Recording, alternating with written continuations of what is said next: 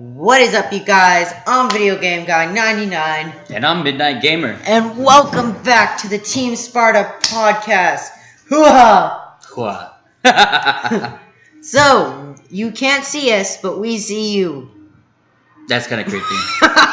And speaking of creepy, we're going to be talking about scary video game theories and the Mandela effect.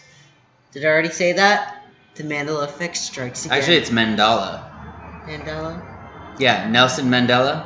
Yeah, everyone thought he died, and then like 2 weeks later, he died. No.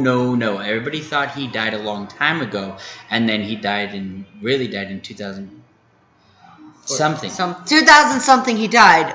He died years later. Yeah. And what it means is that we all have a distinct memory of something, but I guess through some slip of some temporal time differential, we now have new memories or old memories. Or parallel universe memories.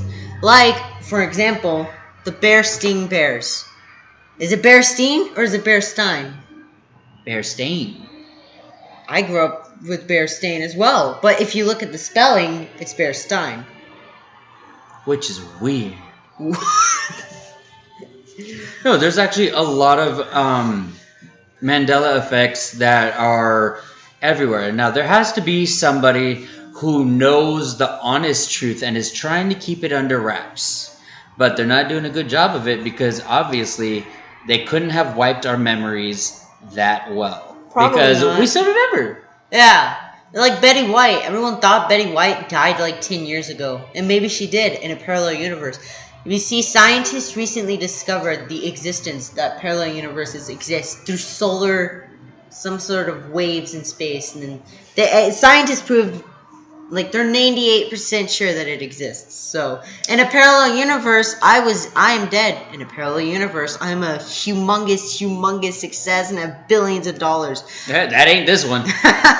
In a parallel universe, Donald Trump is not president. Oh, wait. Sign me up for that one. Well, when do we go to that one? I want to go to that universe. But, yeah, the Mandela effect's super creepy. What, do you have anything, do you know about? Actually, I know of one specifically pertaining to gaming. Ooh. There's the Konami code. Yeah. So, up, down, side. Up, down, left, right, A, B, start, or up, down, left, right, B, A, start. Which one is the real one?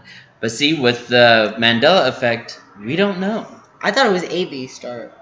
And see, when I was growing up, it was B, A, start. And if you look, there's a couple videos online of how to do the code, and a couple of them say A, B, and a couple of them say B, A. Lit. That's pretty cool. But, yeah.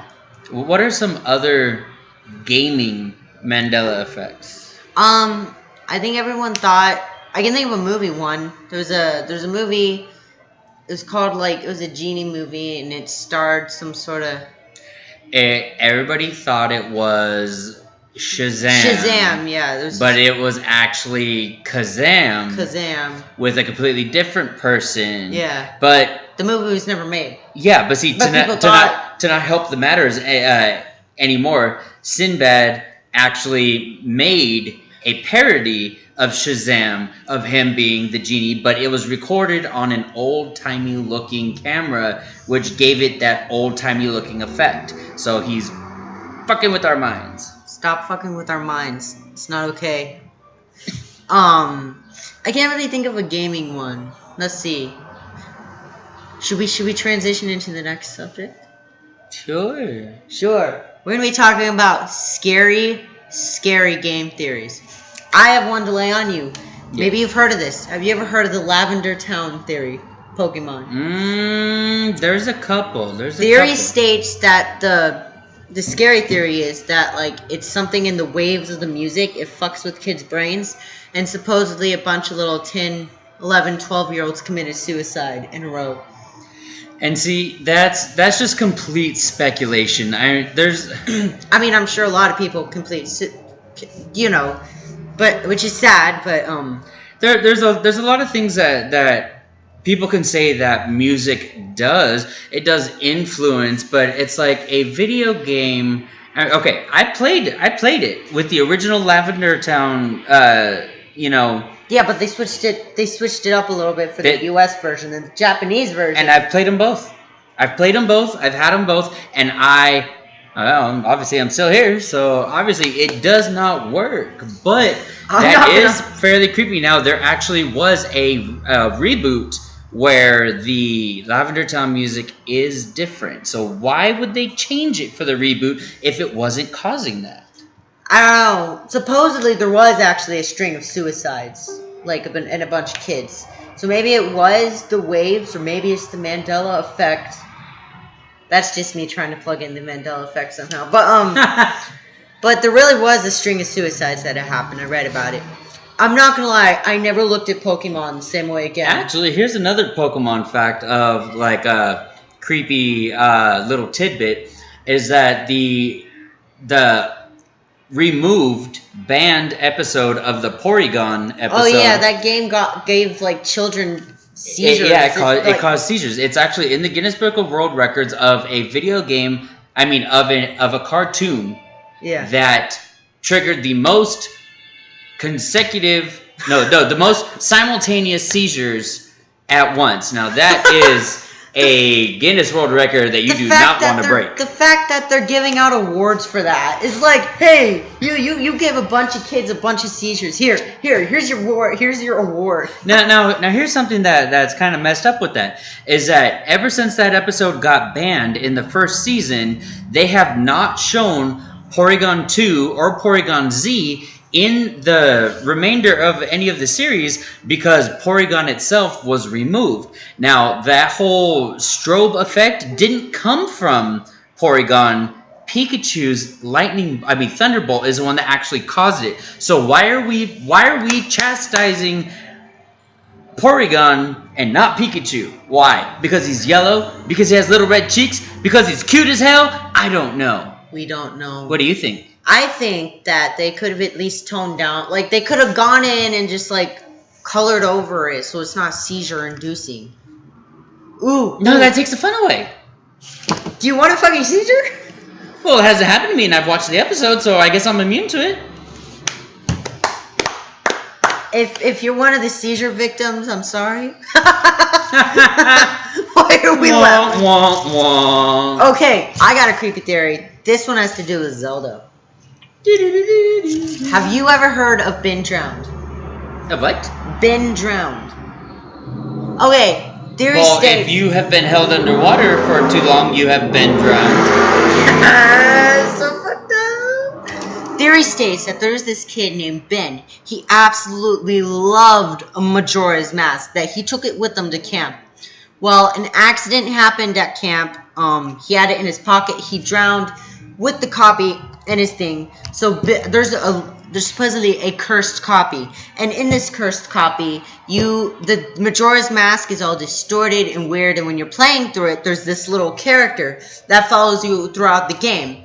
And then in the words, you see, you shouldn't have done that.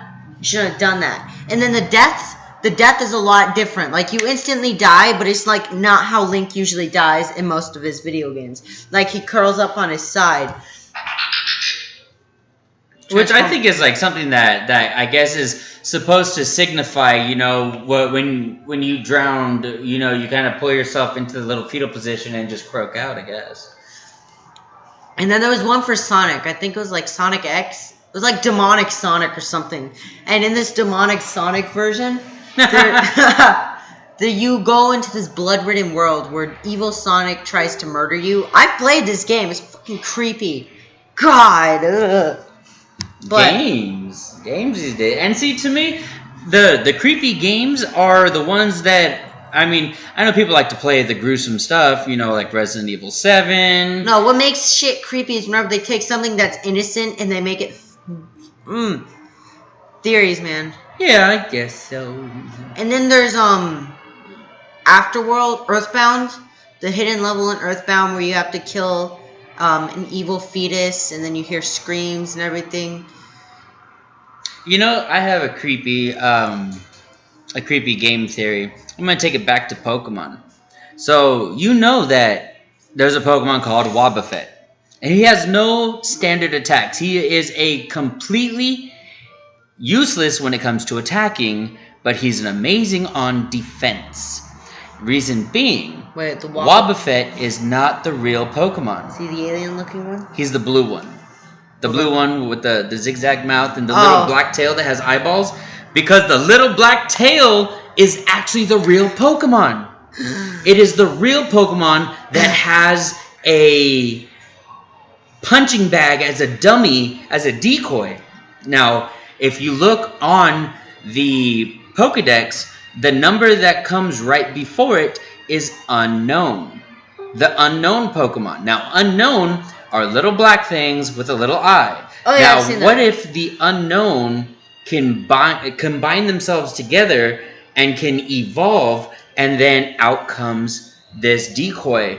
Because unknowns are crappy on attack. They're unknown. Well, no, I mean, like, they all have only one attack. Can only have one attack. So they're not good at attacking. So why not figure out how to produce a decoy and let that take all the damage from you? Whoa, twist ending. And it has little eyeballs on it. Why would this big blue creature have a little tail with eyeballs, and when it protects the tail at all costs? No, it's not the tail. That's its real body. I like your theory. It makes sense. Yes, sir. Yeah, there's also a theory about Pokemon that the entire show is his coma dream. Because in the very first episode, whenever Ash is running, and then you see the burst, then Pikachu jumps in the middle, and then like this electric bolt thing happens. Theory states that this is all his coma dream. And in the coma dream, it would make sense too because the nurses all look the same. They're like, oh, that's my sister. Team Rocket, who's supposedly the best team, is always failing, and in his mind, he's winning against them. And then you see he wakes up in the hospital. See, throwing something in on that one, maybe the reason why Ash has not aged since, the beginning, because in the first episode, Ash sees Ho-Oh, which is a Gen 2 legendary Pokemon. Now, Gen 2 is just a continuance of Gen 1. So all the Gen 2 Pokemon were supposed to be part of the initial batch. But for whatever reasons, they had to separate them. But he was able to see him. Now, Ho-Oh's Dex entry states that he can only be seen by someone true of heart, and it will grant eternal happiness. Ash Ketchum has never aged and is continuously, for the past 20 years, have been 10 years old, constantly on the hunt, trying to become a Pokemon Master, because that is his eternal happiness. Eternal. That makes sense. He's never going to age. That makes sense. I'm going to go with my theory, But, that's about all the time that we have for today, folks. Thank you for listening. Yeah, so please make sure you guys tune in to our next podcast, because we're actually going to be taking some requests. This podcast is also recorded live, and we will start taking requests from audience members.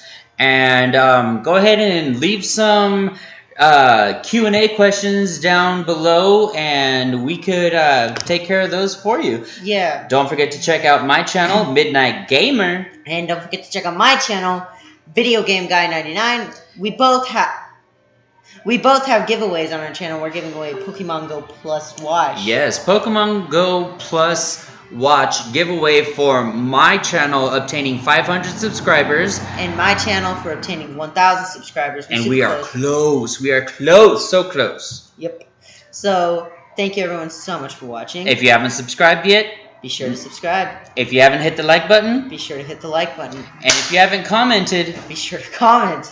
And for Sparta? For Sparta.